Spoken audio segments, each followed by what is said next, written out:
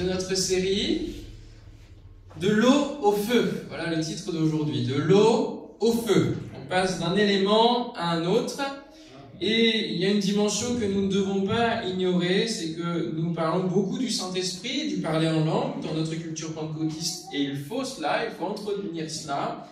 Mais on a aussi une tendance, avec la libéralisation qui se passe dans le monde, de tous les repères de la société, quant au savoir-être, au savoir-vivre, où les choses sont de plus en plus diluées, eh bien, on a tendance à prêcher beaucoup sur l'aspect de la bénédiction, sur l'aspect de s'épanouir personnellement en Christ, mais c'est déséquilibré par rapport à ce que nous rappellent les épîtres, à ce que nous rappellent l'apôtre Pierre, Jacques, Jean, Paul,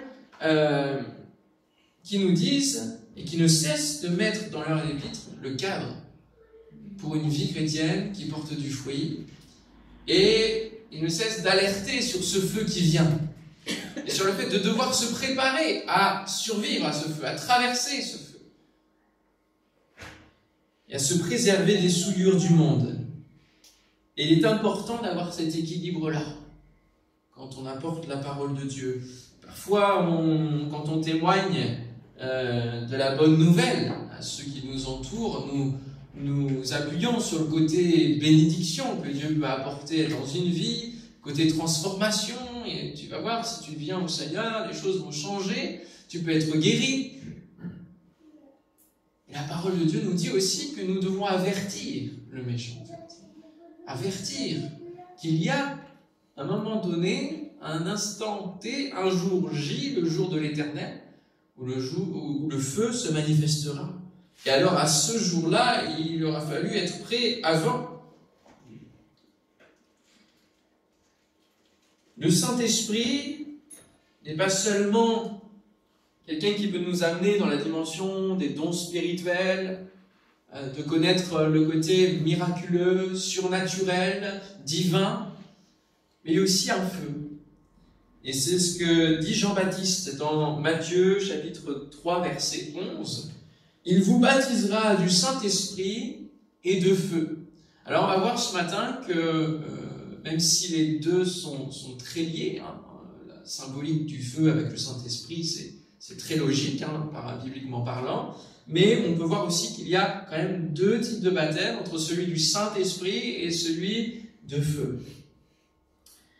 Mais avant tout, il y a un autre baptême, le baptême d'eau, c'est la base, hein, bien sûr. Et donc la vie chrétienne ne s'arrête pas là, c'est mon premier point. La vie chrétienne ne s'arrête pas là. Et donc, on peut lire ensemble dans Matthieu, chapitre 3. Ce verset, on va le lire en entier. Matthieu, chapitre 3.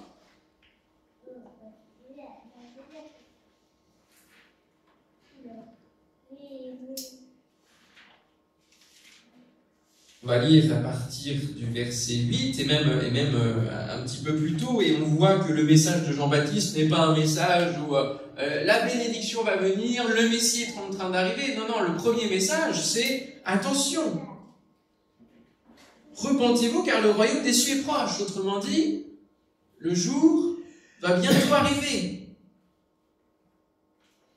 Préparez le chemin du Seigneur, aplanissez ses sentiers.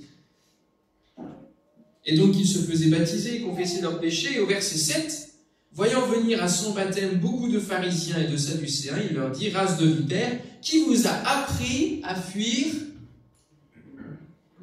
la colère à venir? La colère.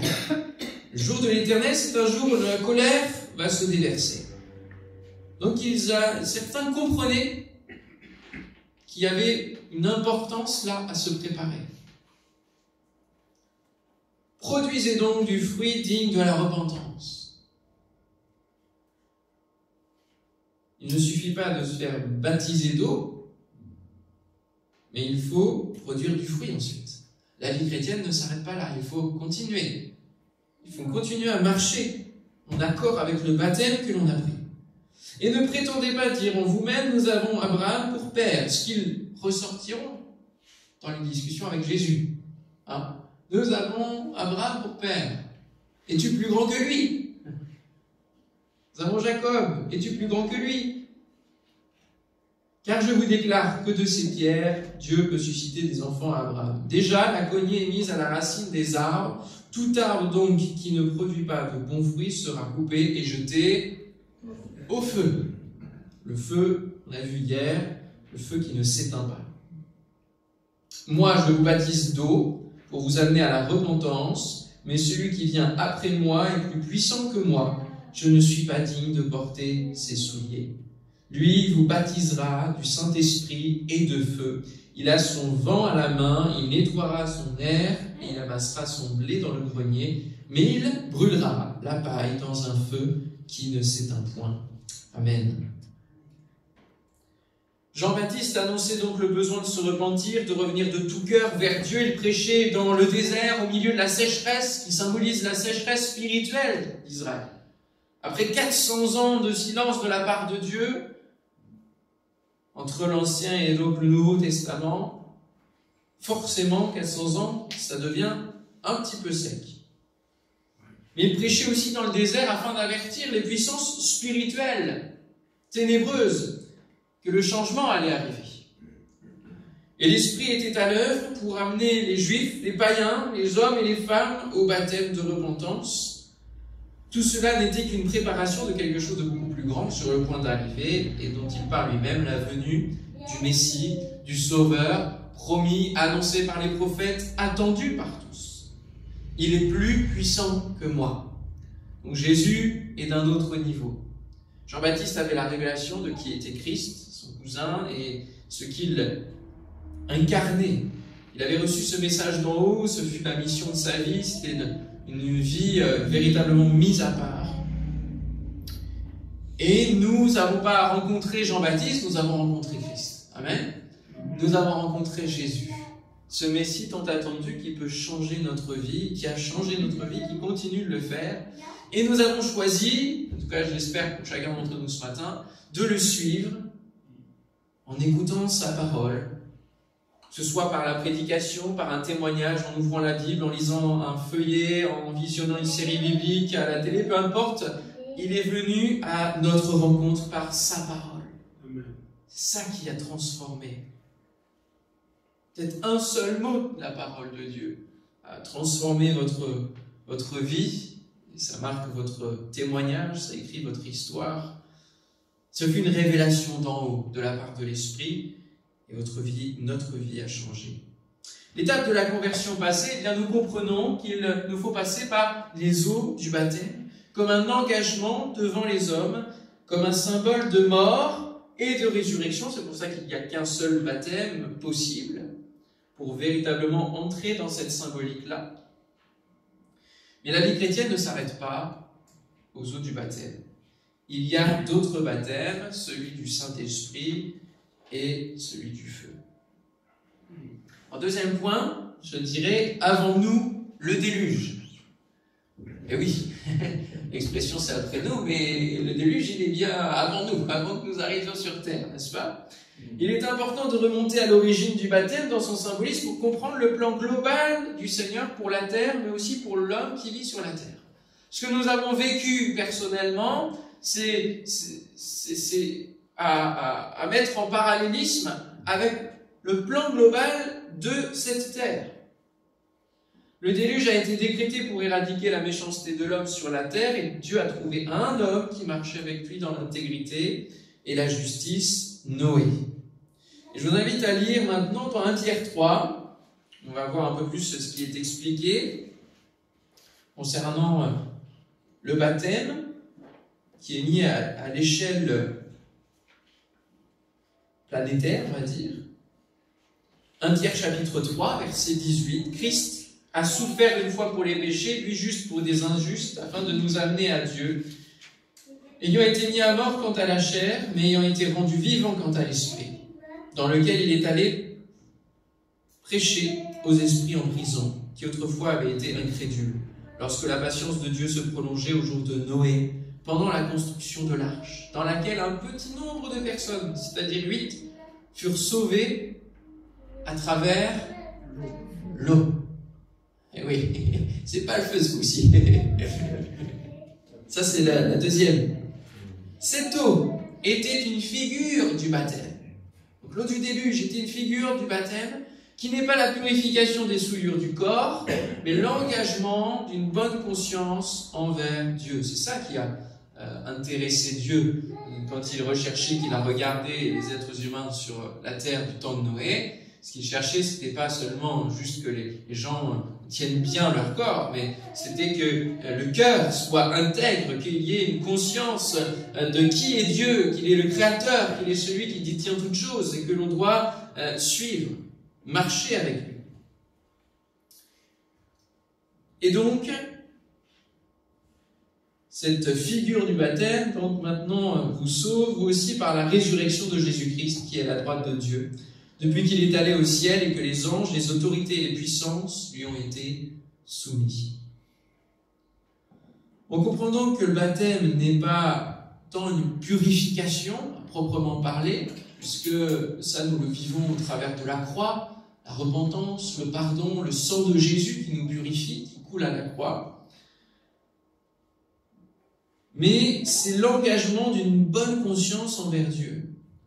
Donc, choisir de marcher malgré tout, ce qui peut se passer dans notre vie, avec Dieu, dans cette intégrité, cette justice, dans cette nouveauté de vie, étant mort au péché et ressuscité à la vie de Dieu.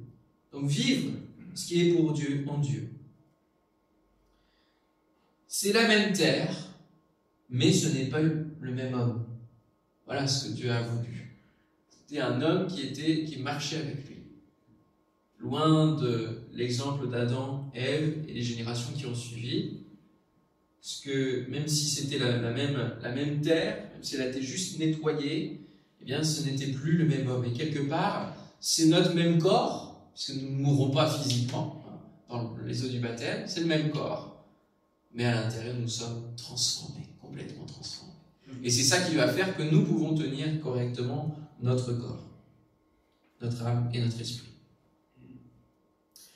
Pour comprendre donc le passage de l'eau au feu, il nous faut lire un autre passage dans Pierre, et c'est la deuxième épître de Pierre, on l'a déjà parcouru, mais on va la relire pour vraiment encore s'en imprégner. 2 Pierre, chapitre 3, verset 5. Il y a un fait que ces gens oublient délibérément, donc ceux qui se disent que rien n'a véritablement changé, ni l'être humain, ni la terre, et que finalement l'annonce d'un retour de Christ est bien utopique. C'est que Dieu, par sa parole, a créé autrefois le ciel et la terre. Il a séparé la terre des eaux et il a rassemblé du milieu des eaux. De la même manière, Dieu a détruit le monde alors par les eaux du déluge. Quant à la terre et aux cieux actuels, ils sont réservés par cette même parole pour être livrés au feu. Ils sont gardés en vue du jour du jugement où tous ceux qui n'ont aucun respect pour Dieu périront. La version du Semeur. Dieu s'est promis, et a promis à l'être humain de ne plus détruire la terre par l'eau, par un déluge planétaire, même si parfois il y a quelques alertes en termes d'inondation, etc., parce que les hommes ont besoin de comprendre qui c'est qui mène la barque. Et cela aurait bien été que l'homme ne reparte pas dans la méchanceté et dans le péché après le déluge. Malheureusement, même si Noé marchait avec Dieu, eh bien, le venin était là. Le venin du jardin d'Éden, il a traversé l'eau du déluge. Aïe, aïe, aïe. Parce qu'il est monté dans l'arche. Un venin qui s'est transmis. Et c'est pour cela que l'on comprend pourquoi on continue encore de pécher, même après le baptême. Et que le baptême n'est pas un acte magique où nous serions complètement insensibles à toute tentation. Et nombreux sont ceux parmi les jeunes convertis qui passent par le baptême, qui après sont déçus parce qu'ils pensaient qu'il allait véritablement y avoir un changement quant au rapport au péché. Mais ce changement, il ne peut être fait que si nous sommes baptisés du Saint-Esprit. Parce que c'est le Saint-Esprit qui va nous changer le rapport avec le péché. Il faut bien comprendre que par nous-mêmes, nous ne pouvons pas changer notre rapport au péché. Et ce n'est pas un acte, celui des eaux du baptême, à un instant T, qui va changer notre rapport au péché. C'est notre engagement d'une bonne conscience. C'est notre attachement, notre volonté de renoncer au péché, d'aimer Christ, de suivre le Seigneur par amour, pour l'honorer, pour lui être agréable. D'une part, donc ça c'est notre part. Et en nous appuyant sur le Saint-Esprit qui va, lui, nous donner de pouvoir résister au désir de la chair, qui s'oppose au désir de l'esprit. Donc on voit déjà le besoin d'un baptême après celui des eaux du baptême. Et c'est là qu'on comprend une leçon très importante. Notre vie n'est pas un combat contre le péché, mais une victoire sur le péché. Parce que lorsque nous arrivons à la croix, nous bénéficions de cette victoire, nous croyons dans cette victoire, et donc nous marchons en étant victorieux sur le péché. Amen. Amen. Parce que si nous voulons combattre nous-mêmes le péché, nous allons être trop vulnérables. La chair est faible. C'est cela que Dieu a voulu inculquer à Caïn, le premier descendant à qui Dieu a dit « Pourquoi es-tu irrité ? Pourquoi il y a une colère ? Pourquoi il y a un feu qui se lève là dans ton cœur, un feu de jalousie ?» C'est qu'à Dieu que ça peut appartenir, à qui il faut le déposer. Pourquoi ton visage est-il abattu ? Certainement, si tu agis bien, tu relèveras ton visage. Et si tu agis mal, le péché se couche à la porte et ses désirs se portent vers toi, mais toi domine sur lui. Souvent, je dis à Théo, réfléchis à ton attitude. Et c'est ce verset qui me porte. Parce que je sais qu'on peut agir bien et qu'on peut agir mal. Et que cela se relève de notre responsabilité. Toi, domine sur lui. Tu peux avoir la victoire. Tu peux dominer parce que Jésus a la victoire. Parce que tu vis de la vie de Christ. Parce que c'est Christ qui vit en toi, et on l'a lu, toutes les autorités et puissances lui ont été soumises. Et c'est donc cela que les épîtres nous inculquent aussi suite à la victoire de Christ sur la croix. Ne te laisse jamais dominer par le mal, nous dit l'épître aux Romains, chapitre 12, verset 21. Au contraire, sois vainqueur du mal par le bien. Amen.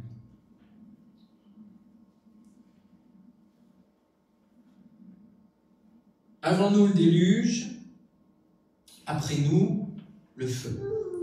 La conséquence pour la terre fut arrêtée ainsi, elle sera détruite par le feu. La conséquence pour nous qui continuons à vivre sur cette planète est donc d'être purifiés par le feu. Et c'est le Saint-Esprit qui fait le passage, c'est mon troisième point. Le Saint-Esprit fait le passage entre l'eau et le feu. Il y a un baptême important pour bien vivre le passage justement de l'un à l'autre, parce qu'il y a un choc thermique, il y a un choc entre les deux éléments quand même. Hein. Et donc il y a besoin d'un passage qui soit adouci entre le baptême d'eau, qui est le démarrage, et le baptême de feu. Il y a ce baptême important, celui du Saint-Esprit. Jésus, avant de pouvoir entrer dans son ministère, qu'est-ce qui s'est passé? Il est venu auprès de Jean-Baptiste faire le baptême d'eau. Et puis après, il a été dans le désert. Eh oui. C'est un baptême de feu. Et il a reçu le Saint-Esprit au baptême d'eau, au travers de la colombe qui s'est posée sur lui. Et il a été rempli du Saint-Esprit au moment de la tentation. Donc le Saint-Esprit est là pour faire le passage entre les deux baptêmes. Et bien sûr, le symbole de la colombe fait écho au déluge. Vous voyez, qui était déjà là. Ce baptême était nécessaire pour tenir tout au long de son ministère et aller véritablement dans cette troisième étape de son ministère où il allait recevoir jour après jour un baptême de feu. Au travers des questions des pharisiens, qui étaient hyper piégeuses et auxquelles aucun d'entre nous aurions pu, sans le Saint-Esprit, avoir la bonne réponse.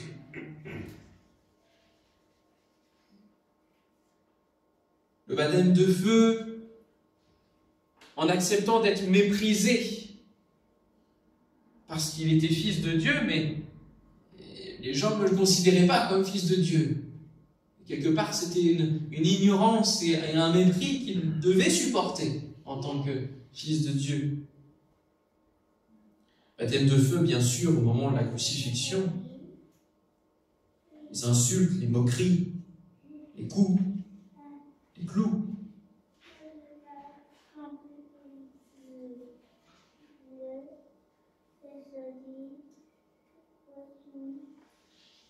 Jacques et Jean, les fils de Zébédée, s'approchèrent de Jésus et lui dirent « Maître, nous désirons que tu fasses pour nous ce que nous allons te demander. » Parfois, il avait un baptême de feu aussi avec ses disciples, parce que, à un moment donné, il dit « Jusqu'à quand vous supporterai-je » Il va attiser sa colère aussi, parfois.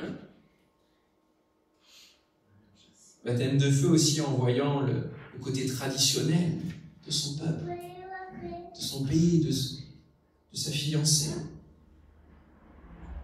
« Que désirez-vous que je fasse pour vous » leur demanda-t-il. Ils répondirent « Accorde-nous de siéger l'un à ta droite et l'autre à ta gauche lorsque tu seras dans la gloire. » Mais Jésus leur dit « Vous ne vous rendez pas compte de ce que vous demandez.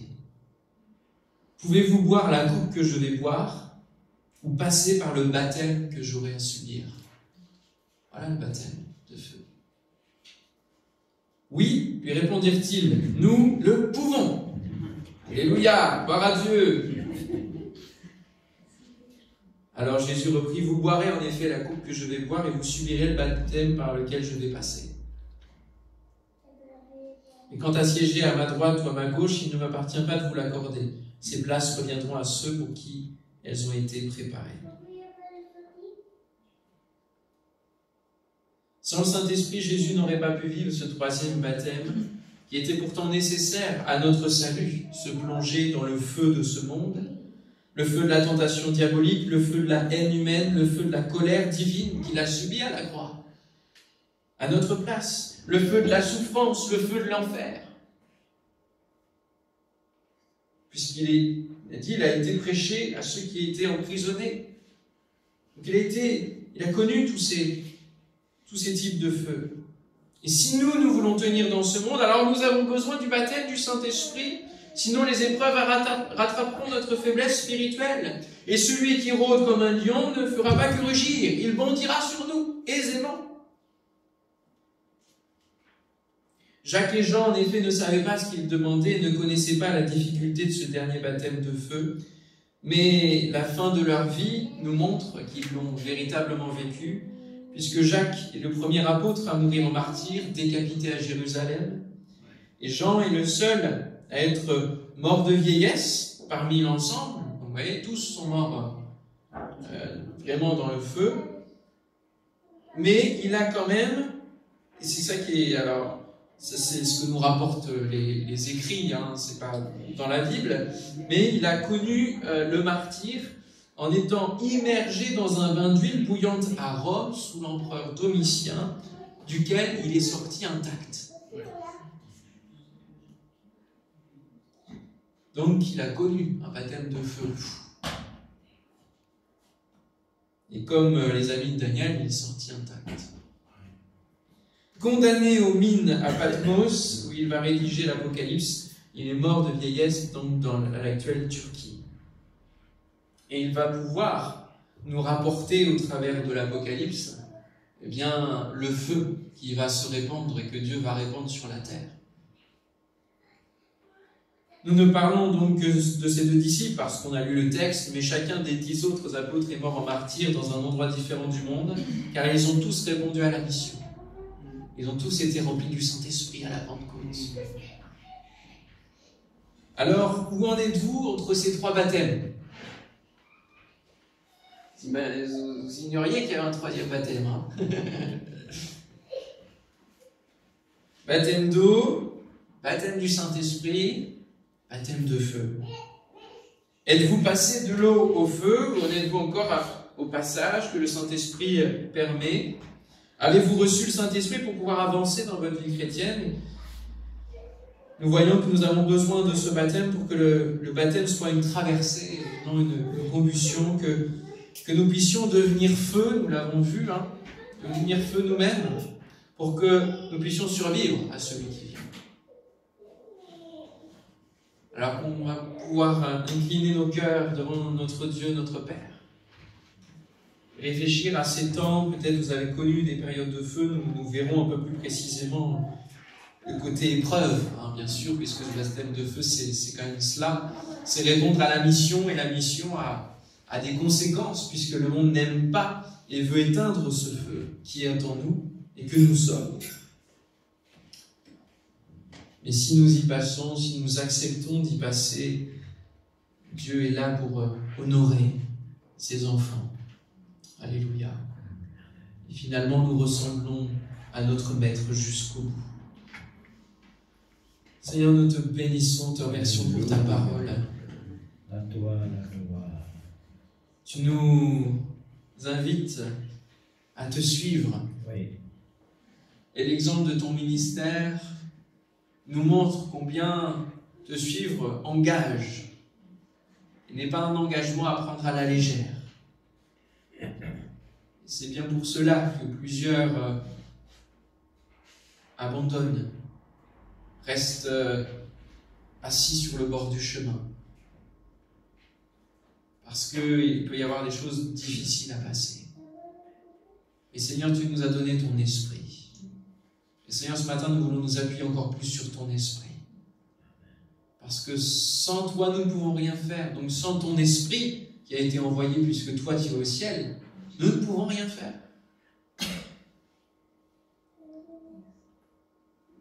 Seigneur, donne-nous de pouvoir passer de l'eau au feu sans nous faire mal, et que nous puissions passer de l'eau au feu en ayant véritablement ce baptême de l'Esprit, cette onction.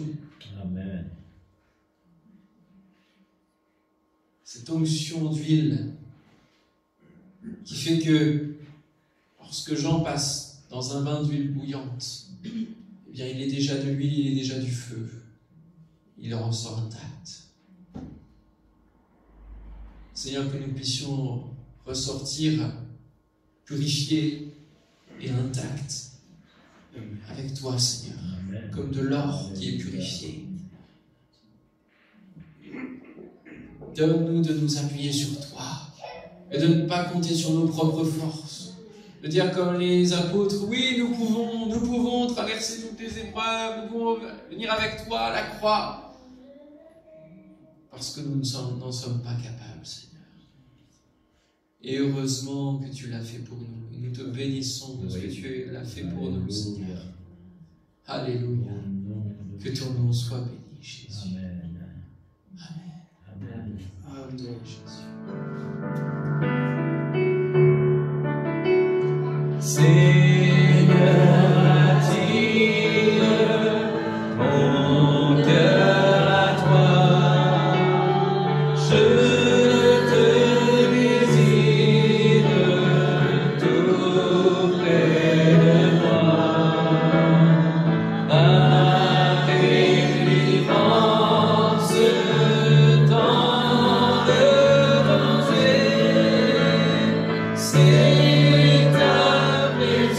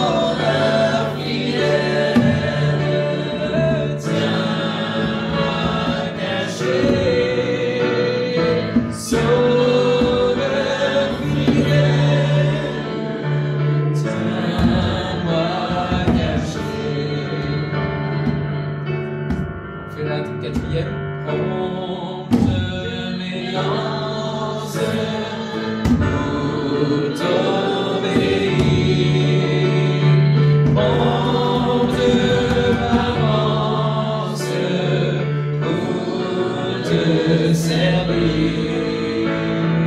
Et sous ton aile, loin du péché,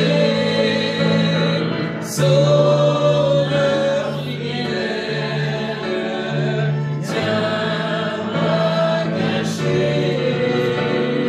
Sauveur fidèle, tiens-moi caché.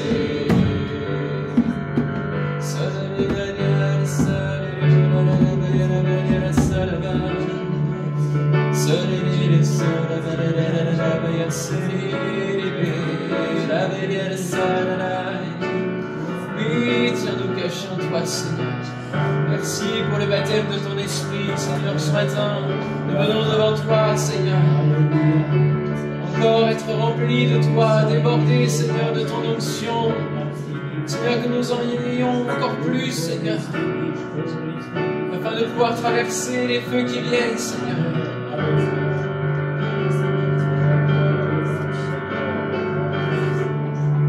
Que lorsque les épreuves arrivent, Seigneur, nous puissions les comprendre. Que les tentations, lorsqu'elles arrivent, nous puissions répondre, il est écrit. Parce que ton Saint-Esprit nous rappelle tes paroles, Seigneur.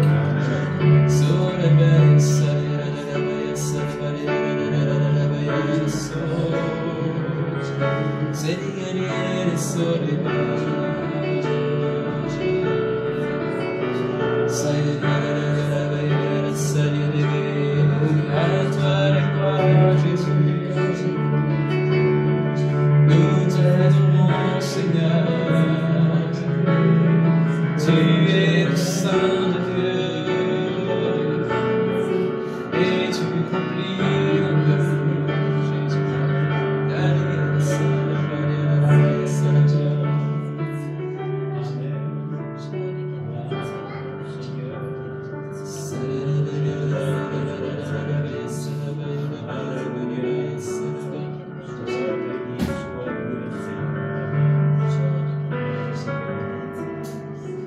Je veux que ma vie soit remplie. Je veux que ma vie soit remplie. Je veux que tout mon être soit rempli du Saint-Esprit.